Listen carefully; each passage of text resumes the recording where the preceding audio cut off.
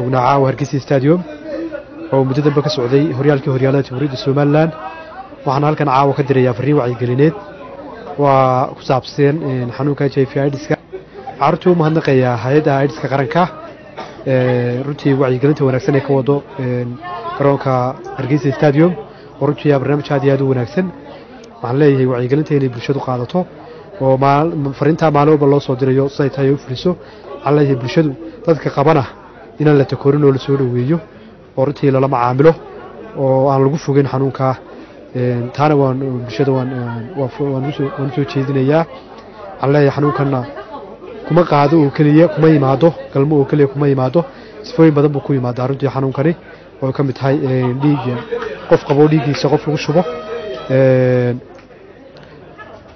dhaawac qof gaadhay oo kale qofka dhaawac meeshu ka gaadhay qof kale noor ka gaadho